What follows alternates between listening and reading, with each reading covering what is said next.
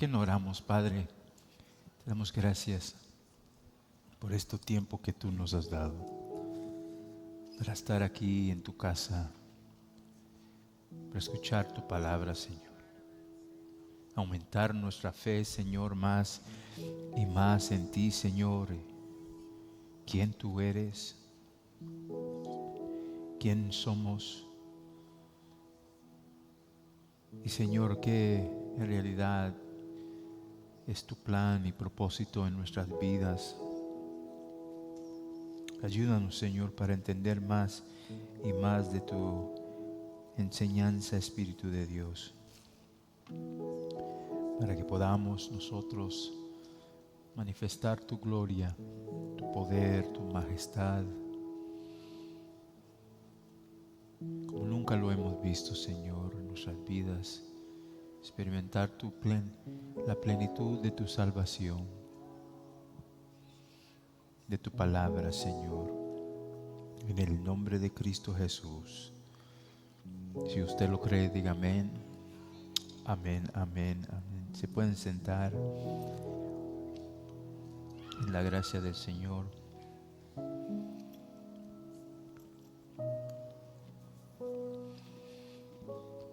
Vamos a hablar de lo que es la prédica de Pedro. Yo creo que vamos a estar aquí por un tiempecito, y es tan importante entender lo que Pedro está declarando. Es la base de nuestra fe. En realidad es lo que nosotros debemos de anunciar a los que están alrededor de nosotros. Esto es realmente el primer sermón cristiano predicado por Pedro en el día de Pentecostés. Y tiene todos los elementos que necesita una prédica. Y lanza el nacimiento de la iglesia a todo el mundo. Un evento que en realidad cambió completamente la historia. Y por eso nos va a tomar, creo que 1 o 2 semanas, simplemente para entender todo lo que Él está simulando en este día. Y es un diferente Pedro, completamente diferente. El que negó a Cristo Jesús, el que corrió del peligro, ahora ha completamente cambiado. Y es simplemente porque Cristo regresó por él, por la gracia de Pablo dijo, es por la gracia de Dios que yo soy quien soy. Y lo mismo se aplicaba con Pedro, lo mismo se aplica con cada uno de nosotros. Y todo lo que vemos aquí es por causa de esa gracia, causa del Espíritu de Dios caer sobre ellos. Versículo 14 empieza así, vamos a leer hasta el versículo 36. Dice: entonces Pedro, poniéndose en pie con los 11 apóstoles, alzó la voz y les declaró: hombres de Judea y todos los que viven en Jerusalén, sea esto de su conocimiento y presten atención a mis palabras, porque estos no están borrachos como ustedes suponen, que apenas es la hora tercera, sino que esto es lo que fue dicho por medio del profeta Joel. Y sucederá en los últimos días, dice Dios, que derramaré mi espíritu sobre toda carne, y sus hijos y sus hijas profetizarán, sus jóvenes verán visiones, y sus ancianos soñarán sueños. Y aún sobre mis siervos y sobre mis siervas derramaré de mi espíritu en esos días, y profetizarán. Y mostraré prodigios arriba en el cielo y señales abajo en la tierra: sangre, fuego y columna de humo. Y el sol se convertirá en tinieblas y la luna en sangre, antes que venga el día grande y glorioso del Señor. Y sucederá que todo aquel que invoque el nombre del Señor será salvo. Hombres de Israel, escuchen estas palabras. Jesús el Nazareno, varón confirmado por Dios entre ustedes con milagros, prodigios y señales que Dios hizo en medio de ustedes a través de él, tal como ustedes mismos saben. Este fue entregado por el plan predeterminado y el previo conocimiento de Dios. Y ustedes lo clavaron en una cruz por manos de impíos y lo mataron.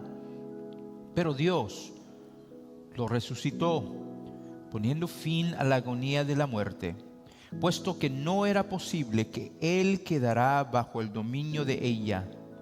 Porque David dice de él: veía siempre al Señor en mi presencia, pues está a mi diestra para que no sea sacudido. Por lo cual mi corazón se alegró y mi lengua se regocijó. Y aún hasta mi carne descansará en esperanza, pues tú no abandonarás mi alma en el Hades, ni permitirás que tu santo vea corrupción.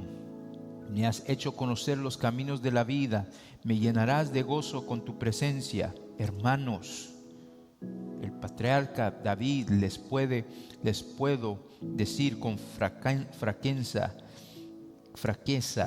que murió y fue ¿qué? Sepultado, y su sepulcro está entre nosotros hasta el día de hoy. Pero siendo profeta y sabiendo que Dios le había jurado sentar a uno de sus descendientes en su trono, miró hacia el futuro y habló de la resurrección de Cristo, que ni fue abandonado en el Hades, ni su carne sufrió corrupción. A este Jesús resucitó Dios, de lo cual todos nosotros somos testigos. Así que, exaltado a la diestra de Dios y habiendo recibido del Padre la promesa del Espíritu Santo, ha derramado esto que ustedes ven y oyen.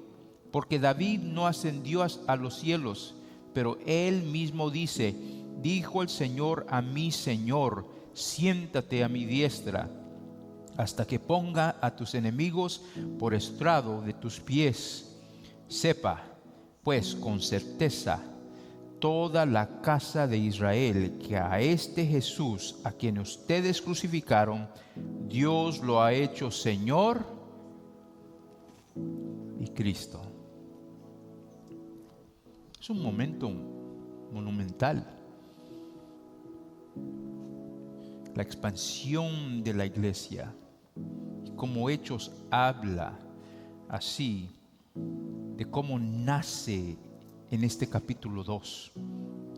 Se expande de una manera increíble en el capítulo 28. Pero el capítulo 2 nos lleva a este día de Pentecostés. Y es el primer sermón cristiano. Pedro predica el sermón. Así que lanza la iglesia a todo el mundo. Y vemos el cambio de la historia.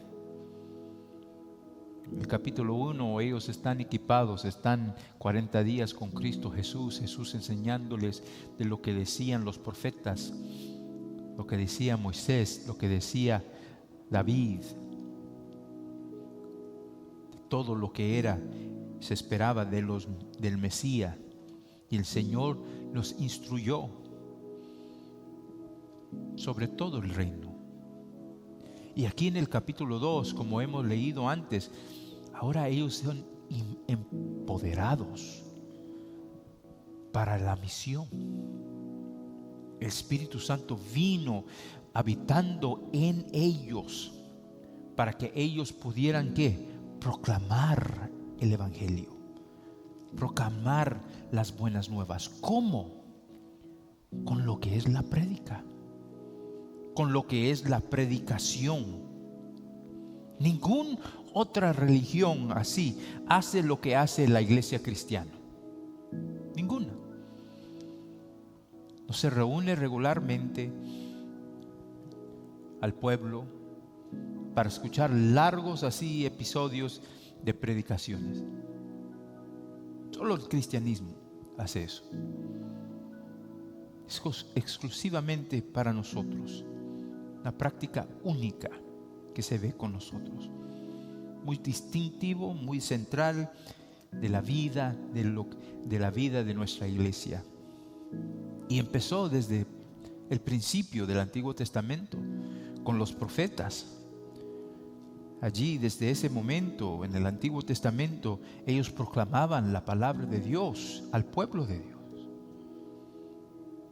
También Juan el Bautista, que es el último profeta del Antiguo Testamento, fue también un predicador. Hizo el camino al Señor, como el que proclamaba así el camino para Él. Y también Jesucristo. Dios tuvo un solo hijo y Él fue predicador, el más grande de todos los predicadores. Y leímos eso hace unos cuantos meses atrás con el Sermón del Monte. Nos tomó tiempo para dar ahí y estudiar y escudriñar y desarrollar y entender todo lo que Cristo quiso decir con el Sermón del Monte. Y ahora hay una nueva generación en este capítulo 2 que se está levantando por medio del Espíritu Santo. Y esos predicadores se expandieron así a la iglesia en todo el mundo, proclamando que Cristo es Señor. Sí, y es muy importante que nosotros entendamos eso, porque cuando la predicación desaparece, hay problemas en la iglesia. Cuando la verdad es rechazada, la predicación se desvanece. Cuando la Biblia es negada, la predicación se apaga. Cuando la sana doctrina desaparece, la predicación es difícil de encontrar.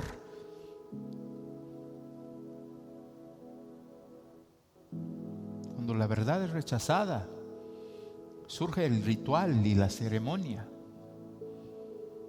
Hay olores, campanas, gestos, vestiduras reemplazan así la palabra. La predicación desaparece completamente porque la predicación son palabras y las palabras son vida. Por esto Cristo dijo en Juan 6, capítulo 63, dice: las palabras que yo les he hablado son espíritu y son ¿qué? Vida. La predicación es algo sumamente necesario para que la iglesia pueda vivir el plan y el propósito de Dios. No se puede reemplazar. Romanos 10 nos enseña eso. La salvación viene por oír la palabra predicada. ¿Cómo oirán sin qué? Un predicador. Segunda Timoteo 4 versículo 1 dice: en la presencia de Dios y de Cristo Jesús, que ha de juzgar a los vivos y a los muertos por su manifestación y por su reino, te encargo solemnemente que predica la palabra, insiste a tiempo y fuera de tiempo, amonesta, reprende, exhorta con mucha paciencia e instrucción. Predica la palabra. Es lo primero que Pedro viene y lo primero que él hace. La primera predicación cristiana fue realizada por él en el día que nació la iglesia. Y veremos en el libro de Hechos que hay predicaciones en el capítulo 2, en el capítulo 3, en el capítulo 5, 6, 8, 9, 10, también el capítulo 11 hasta el capítulo 28. Y todos son proclamaciones de Jesucristo basadas en las Escrituras. Todos tienen su introducción explicando Pentecostés, capturando el momento y dirigiendo a la atención de los que están allí presentes.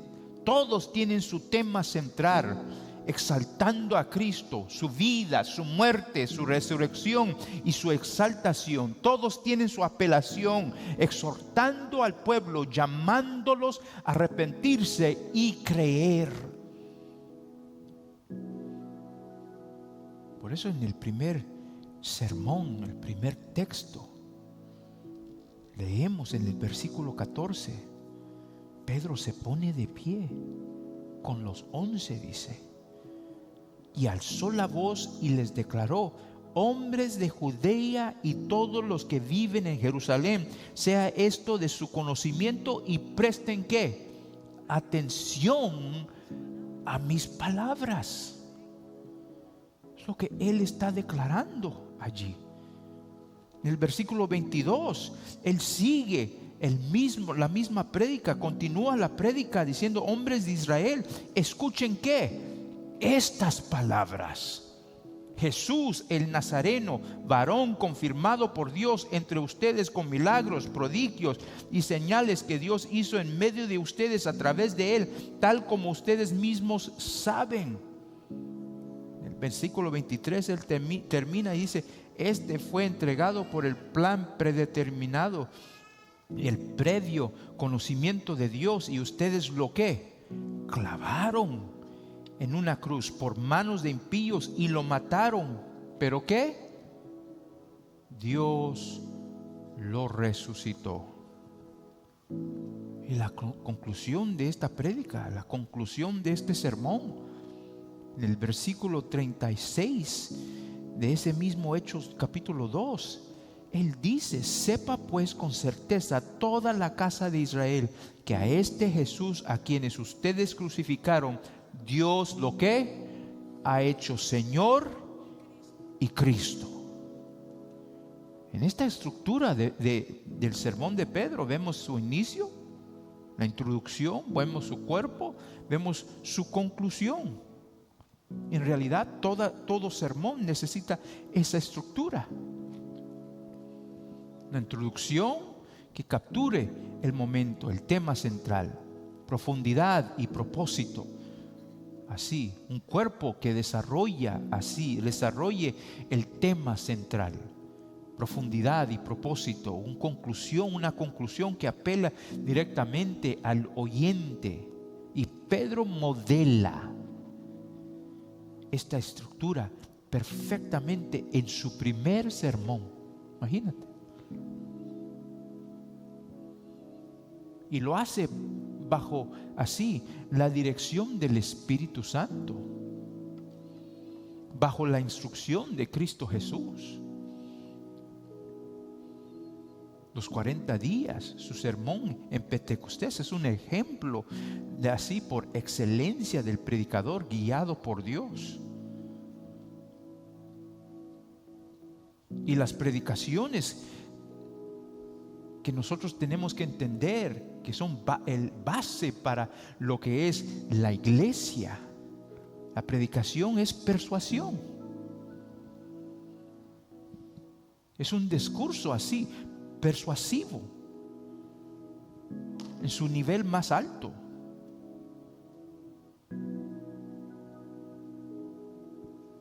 Porque lo que está en juego es de suprema importancia para cada uno de nosotros.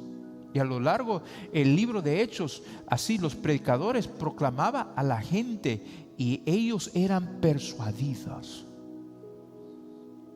Y vemos el ejemplo. Vamos a ver más allá en Tesalónica, libro de Hechos 17, Pablo razona con la gente. Él razona con la gente desde las Escrituras y lo hace por 3 sábados. 3 semanas y algunos así fueron así persuadidos. Vamos a leer también en Corinto lo mismo. Pablo razonaba en la sinagoga cada sábado tratando de persuadir a judíos y griegos. Por 3 meses en Éfeso, Pablo habló con denuedo, con así una dinámica, una energía, razonando y persuadiendo sobre el reino de Dios. Y en Roma, Hechos 28, vamos a ver en final, desde la mañana hasta la noche, explicando y persuadiendo sobre Jesús desde Moisés y los profetas. Pablo era el predicador incansable. Predicó en la escuela de Tirano en Éfeso por 2 años. Y según las fuentes tradicionales de la historia de la iglesia, 5 horas diarias explicando las escrituras. Y su propósito era simplemente persuadir acerca de Cristo Jesús. El resultado de eso fue extraordinario. Así es donde nació nuestra iglesia. Todos los que habitan en Asia oyeron la palabra del Señor. Tanto judíos como griegos fueron alcanzados. La predicación persuasiva así fue el medio del Espíritu Santo para expandir la iglesia.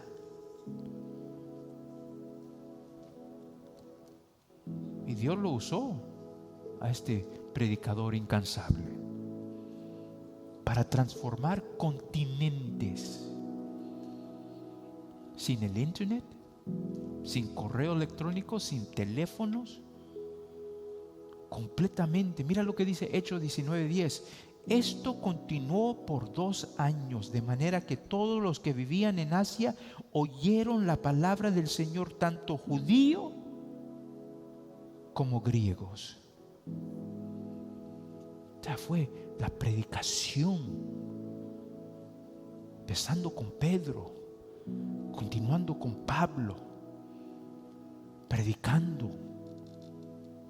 ¿Qué es esta predicación? Esta predicación, Lloyd Jones dice, es una lógica bíblica en llamas.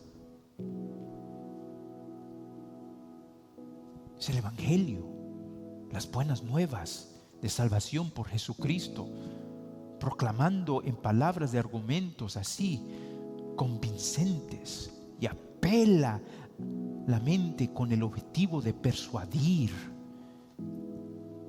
Usa la mente. Por eso la Biblia dice, no debemos de conformarnos al mundo. Pero ¿cómo es que no debemos de conformarnos al mundo? Por la renovación de ¿qué?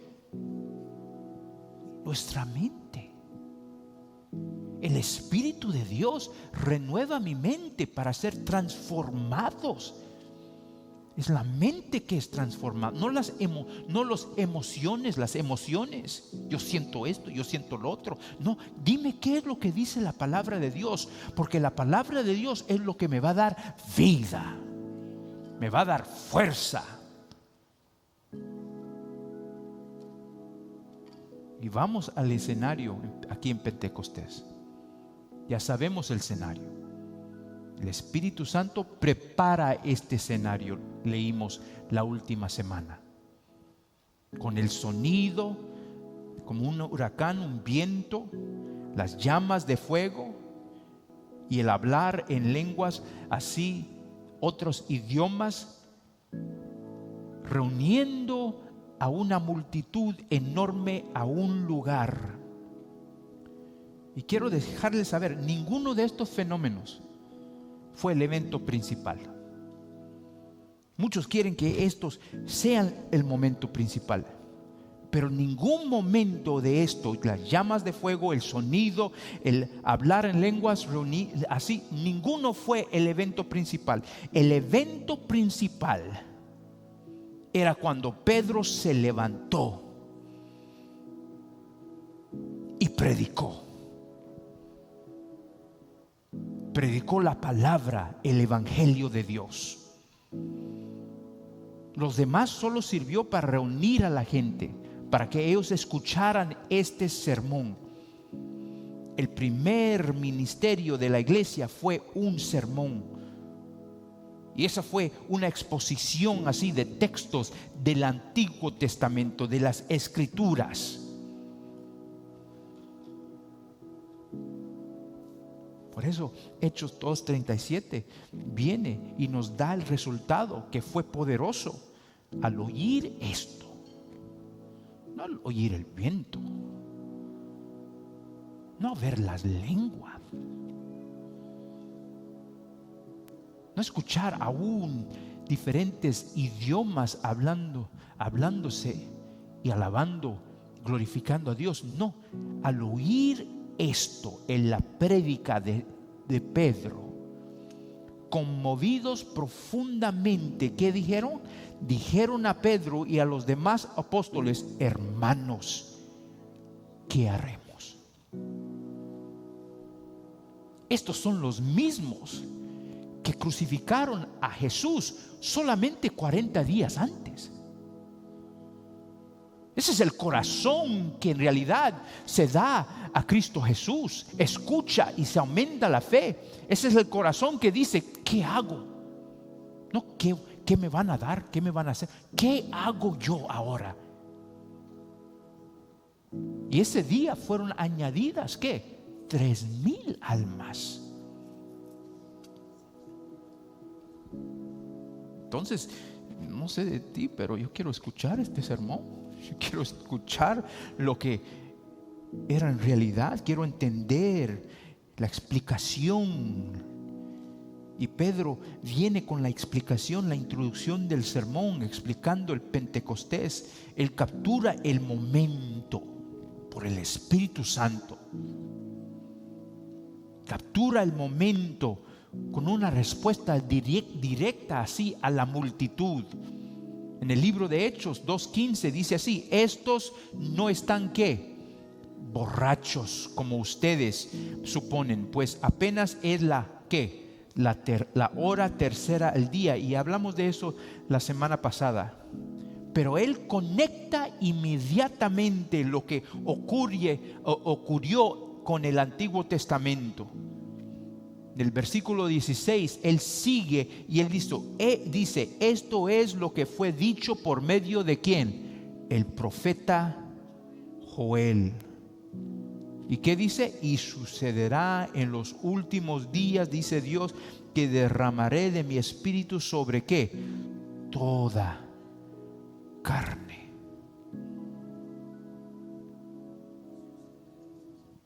Esta es la esencia de una buena introducción. Captura a las personas que están ahí atentos con todo lo que está sucediendo, y ahora los mueve a donde ellos quieren, así donde Él quiere que ellos estén. Y el Espíritu Santo mismo así proveyó la ilustración de apertura simplemente para capturar la atención de ellos. Y lo que Pedro está diciendo simplemente estos son los días. Lo que está diciendo es: la era mesiánica ha comenzado. El derramamiento del Espíritu Santo inauguró los últimos días. Es la era del Mesías, iniciada con esta llegada del Espíritu. Y lo que Él va a culminar a decir es que terminará en el gran y glorioso así día del Señor, cuando Él regresa y hay un día de juicio. Eso tiene su comienzo este sermón, tiene su comienzo este evento, el derramamiento del Espíritu, el día de Mesías, los últimos días, tiene su comienzo así con el derramamiento del Espíritu y este sermón. Y es cuando nosotros hoy en estos días recibimos esperanza, recibimos la gracia de Dios. Es el tiempo de salvación hasta el día presente, donde dice el libro de Hechos 2:21: todo aquel que invoque al nombre del Señor será ¿qué? Salvo. Y al final de los últimos días, al final de esta época, la era mesiánica, veremos el gran y glorioso día del Señor, lo que va a explicar Pedro. buenas nuevas y hay juicio. El apóstol Pedro su primer sermón no fue simplemente 3 puntos y un poema. Él anuncia de que Mesías ha venido. Eso es lo que nosotros debemos de anunciar. Ya vino el Mesías. Ya vino tu salvación. Ya vino tu perdón. Ya vino la esperanza que tú estás buscando en otros lados. Es el día del Señor. Es el tiempo mesiánico para que tú recibes la salvación, la gracia de Dios. Y ese fue el anuncio. Es la era mesiánica que ha comenzado. Eso es lo que todo el fiel predicador proclama: las buenas nuevas de salvación y la realidad del juicio venidero. Tenemos esperanza, pero Cristo viene pronto. Y los predicadores infieles, que solamente quieren entretener, predican buenas nuevas sin el juicio. Y si alguien predica gracia sin juicio, no es un predicador así, como Pedro nos está enseñando. Hay una razón por qué hay gracia: porque no lo merezco. Y si no lo merezco, entonces hay juicio en contra mí. Pedro, cuando empieza el tema, él empieza exaltando a Cristo Jesús. Mira lo que dice el versículo 22. Hombres de Israel, escuchen estas palabras. Jesús el Nazareno, varón confirmado por Dios entre ustedes, ¿con qué? Milagros, prodigios y señales que Dios hizo en medio de ustedes a través de él, tal como ustedes ¿qué? Mismos saben.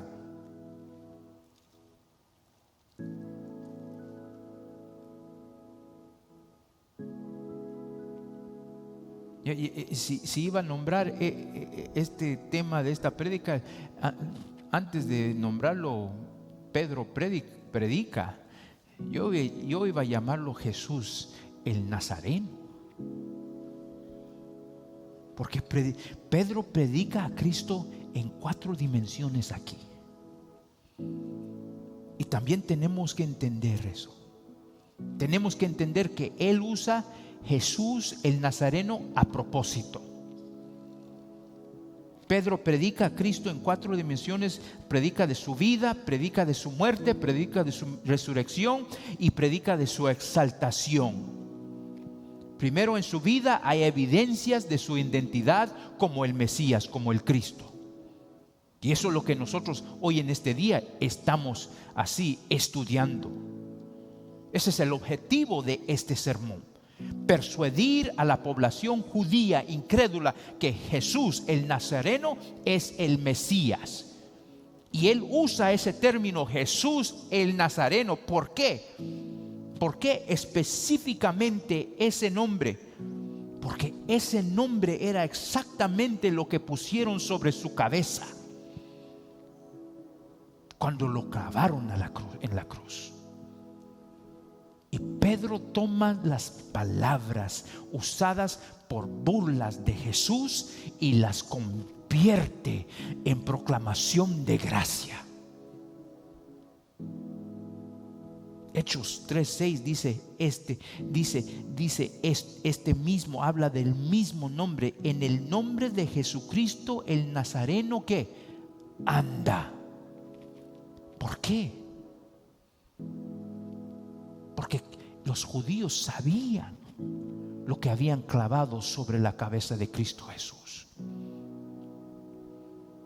Sabían todo lo que había hecho, hicieron y cómo se burlaban de él por ser un nazareno. Nada bueno viene de Nazaret.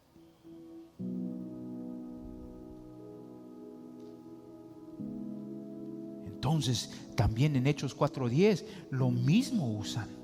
Sepan todos ustedes y todo el pueblo de Israel que en el nombre de Jesucristo, ¿qué? El Nazareno, a quienes ustedes crucificaron, a quien Dios resucitó de entre los muertos, por él, este hombre se halla aquí sano delante de ustedes. Que ustedes burlaron de él, lo clavaron, lo mataron. Hechos 3:38 dice lo mismo: como Dios ungió a Jesús de Nazaret con el Espíritu Santo y con poder, el cual anduvo haciendo bien y sanando a todos los oprimidos por el diablo, porque Dios estaba con él.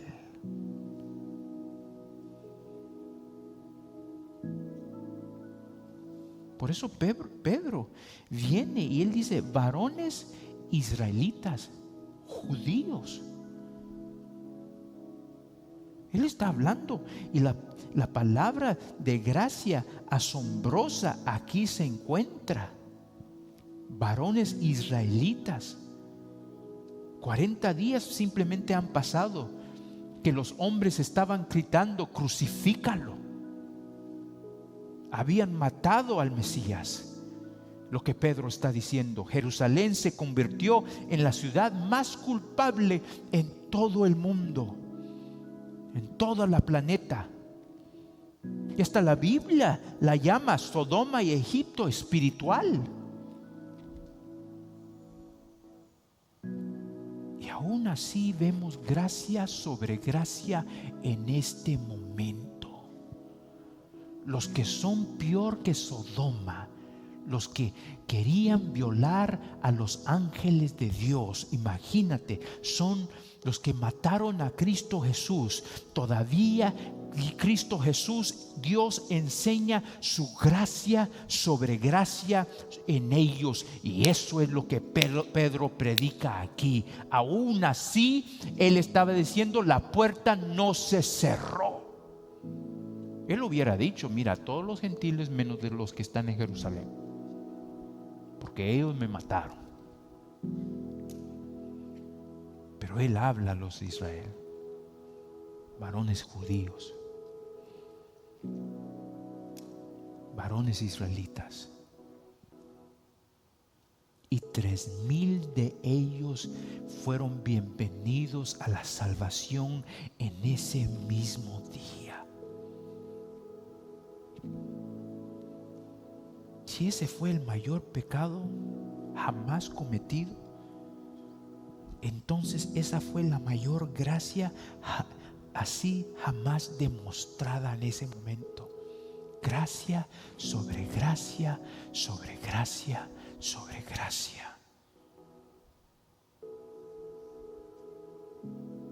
Por eso no importa tu situación, Cristo perdona. Donde abunda el pecado, sobreabunda la gracia. No solamente eso, Pedro empieza y él declara que Jesús fue confirmado por Dios. Usa la palabra griega apotekenumi, que tiene 3 matices que se aplican perfectamente a Cristo Jesús. 3 partes. Esta palabra, confirmado. Primero, quiere decir exhibido. Y lo que nos enseña aquí Pedro declarando esta palabra, fue confirmado por Dios, que Cristo así, Dios puso a Cristo, a Jesús, en exhibición pública. Él fue confirmado por Dios. Él fue así expuesto públicamente, visibles para todos verlo. Y no solamente quiere decir exhibido, pero también quiere decir validado. él fue validado por Dios. Dios trajo evidencias así masivas, irrefutables de quién era Jesús. Por eso sanaba. Por eso en Mateo, donde nosotros estamos viendo los milagros de Cristo Jesús. Y que los milagros no son así simplemente lo que Mateo escogió, así solo voy a tirar este milagro. No, él está explicando el poder de Dios sobre la enfermedad, el poder de Dios sobre las cosas sobrenaturales, el poder de Dios sobre las cosas así naturales aquí en la tierra, y también el poder de Dios sobre el pecado que pasamos el último domingo. Y Jesús validó. Cristo Jesús fue validado por Dios. Y no solamente eso, no solamente es exhibido, validado, pero también fue proclamado por Dios. Dios declaró la verdad acerca de Jesús mediante su propia palabra, yendo de regreso a los profetas, a regreso hasta Moisés, para confirmar, proclamar: esto es lo que tenía que suceder. Dios exhibió a Cristo en carne humana, lo validó con evidencias así infalibles, mediante milagros, lo declaró mediante su palabra como el Hijo de Dios, el Salvador y el Cristo prometido. Pedro está diciendo: Él es el Cristo, porque ustedes vieron su vida. Y vieron su vida, tenía milagros, señales y prodigios. Así es como Él confirmó Dios a Jesús, con milagros, señales y prodigios. 3 palabras que representan aspectos de las obras milagrosas del Señor. Y eran inescapables.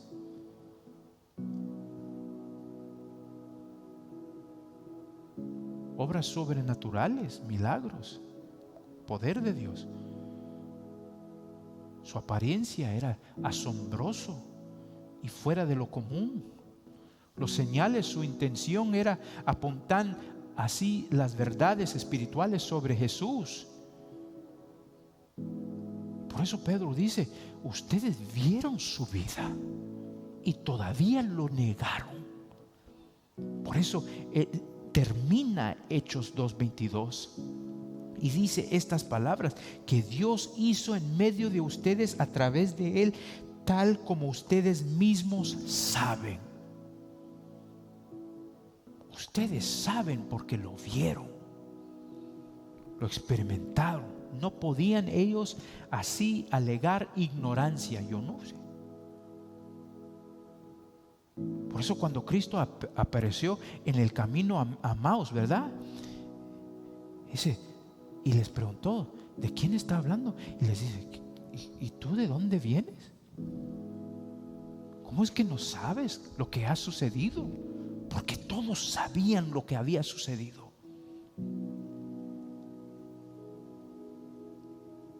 Israel había pecado en contra de la luz, el más grave de todos los pecados.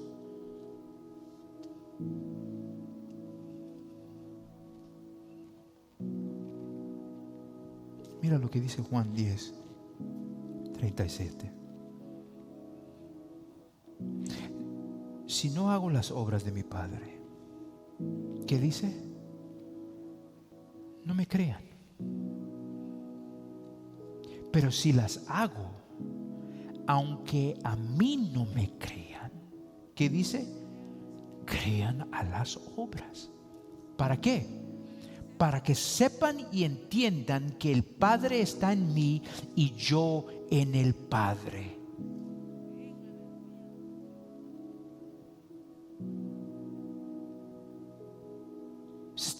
Pedro está demostrando el pecado contra la evidencia. Ustedes vieron las obras. Son innegables los milagros de Dios. Pero ellos simplemente lo rechazaron.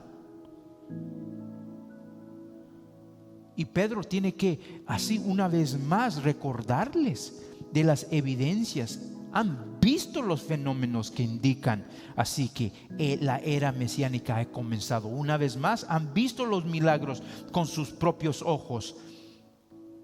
Es imposible escapar la realidad de lo que Él está diciendo aquí. Por eso nuestro Señor dijo, como leímos, es más tolerable para Sodoma en el día del juicio que para Capernaum.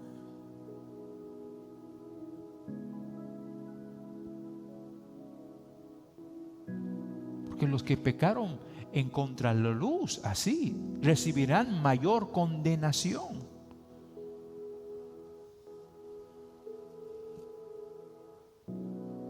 Pedro está comenzando así su sermón, su prédica, con la vida de Cristo.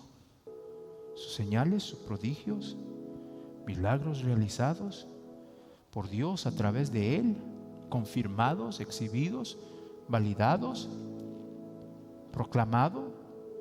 Y Dios mismo confirma esto a Jesús públicamente ante todos ellos.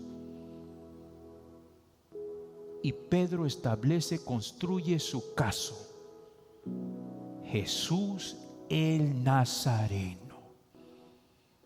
Ustedes se burlaron de Él, pero Él es el Mesías prometido, confirmado por Dios en cada etapa de su existencia.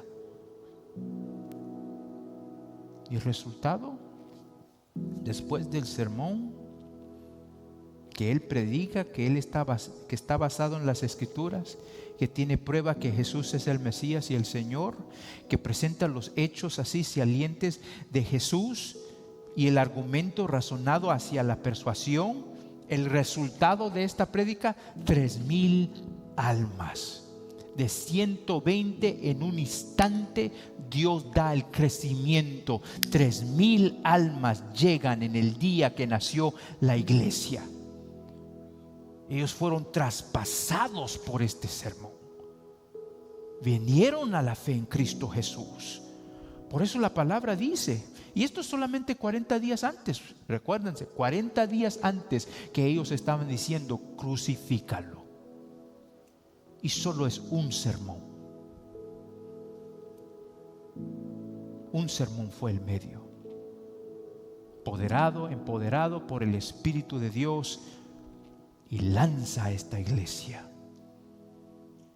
Porque fueron traspasados. Mira lo que dice una vez más, Hechos 37. Al oír esto, ¿qué dice? Conmovidos profundamente. Algunas versiones que dicen compungieron de corazón. Fueron traspasados, el corazón de ellos fueron traspasados. Y el versículo 41 sigue y dice: entonces los que habían recibido su palabra fueron ¿qué?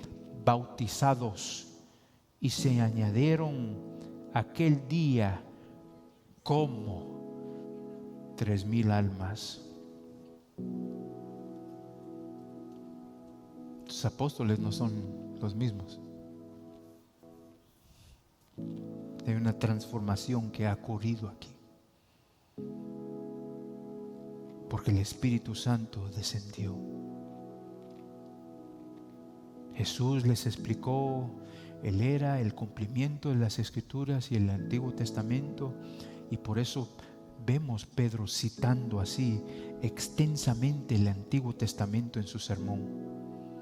Y ese es el patrón apostólico, que la iglesia fue lanzada por la predicación fiel. Hombres fieles que proclamaron así, proclaman a Cristo Jesús, interpretando las Escrituras así fielmente. Este es el patrón que ha continuado a lo largo de toda la historia de la iglesia. Y déjame decirle, siempre habrá así oposición a esta prédica. Siempre habrá intentos de reemplazar la predicación con alternativas que son más ¿cómo se dice? Entretenidos.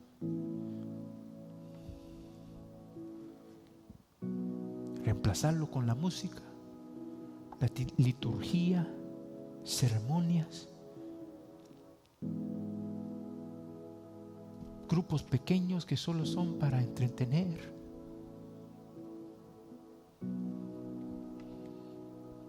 Medios de comunicación modernos.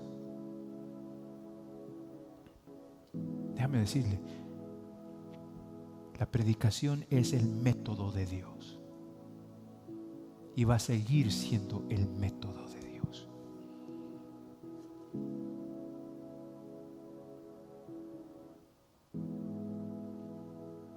Y aquí, una de las cosas que dice que Pedro hizo, Pedro se puso de pie. Y es algo diferente porque los rabís, ¿cómo enseñaban, diácono? Sentados. Pero Pedro se pone de pie. Un detalle físico del sermón. Versículo 14 dice: entonces Pedro, poniéndose ¿qué? En pie con los 11 apóstoles, que alzó la voz y les ¿qué? Declaró. Se puso en pie. Pedro se puso en pie, un acto así de proclamación pública y autoridad. Y eso solamente por el Espíritu Santo. No solamente eso, se puso de pie, también alzó la voz. Es una realidad de la predicación, hablar palabras en voz alta. ¿Para qué? Para que todos puedan oír, para llamar la atención. No solamente alzó la voz, pero también declaró, que es un componente así teológico. Explicar el significado de las Escrituras, que todas las Escrituras apuntan ¿a quién? A Cristo Jesús. Tenemos que tener cuidado también porque la iglesia está enfrentando el crisis. Un crisis de predicación. Estamos reemplazando con psicología, así grupos simplemente de entretenimiento.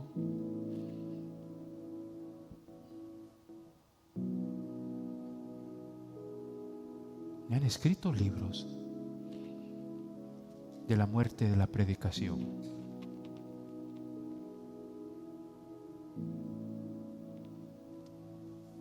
Pero tenemos que tener una confianza en las Escrituras esenciales.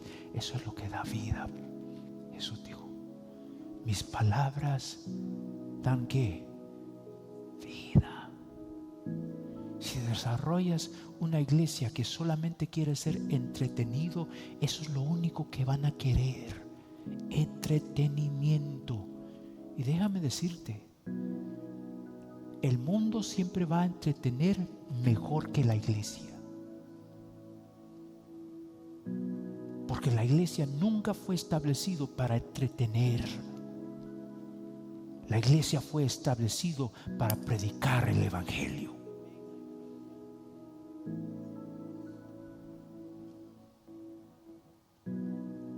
La educación así correcta importa en tu vida cristiana.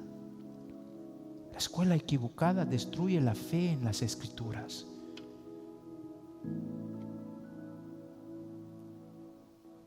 Pero doy gracias a Dios que estamos en un tiempo de renovación,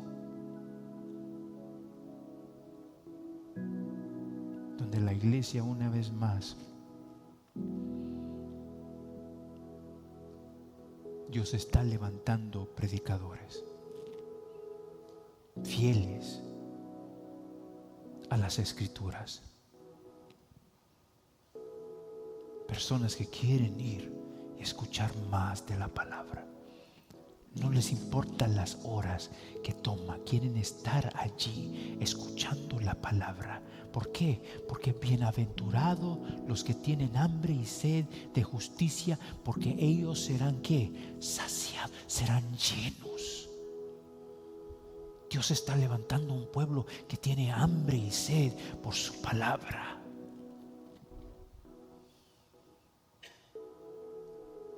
¿Por qué? Porque la meta de predicar es persuadir. La predicación es para persuasión. Cambia la manera en que la gente piensa. Cambia lo que creen. Un argumento razonado hacia una conclusión es una batalla intelectual empoderado por el Espíritu de Dios.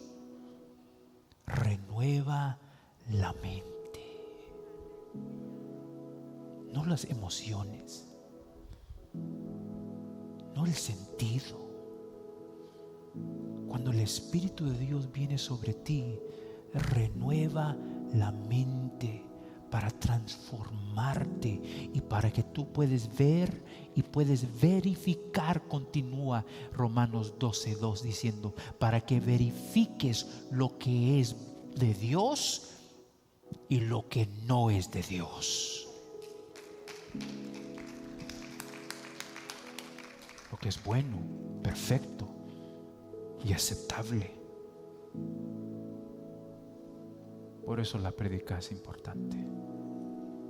Y solo pude hablar de lo que era la vida de Cristo en el sermón de Pedro. Pero la próxima semana vamos a hablar de la muerte y resurrección. Versículo 23 dice, este fue entregado por el plan predeterminado y el previo conocimiento de Dios, y ustedes lo clavaron en una cruz por manos de impíos y lo mataron. Allí él proclama, él habla de la muerte. Y va a ser muy importante que nosotros como iglesia conozcamos esta prédica y esta sección de la muerte.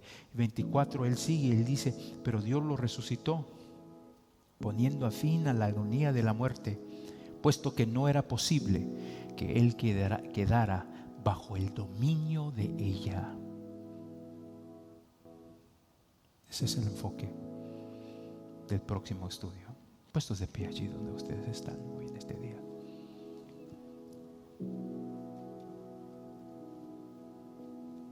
Señor, gracias por tu revelación. Gracias por la revelación de las Sagradas Escrituras, Señor, enviadas del cielo, reveladas por el cielo, empoderadas por el cielo, Señor. Gracias por el evento sobrenatural, Señor, que ocurre cuando la palabra de Dios es predicada. Gracias, Señor, por levantar predicadores. Predicadores que son fieles, Señor, a lo largo de toda la historia de tu iglesia. Y oramos por esos predicadores fieles, Señor. Que tú sigues levantando esos predicadores, Señor, para que ellos aumentan la fe, la fuerza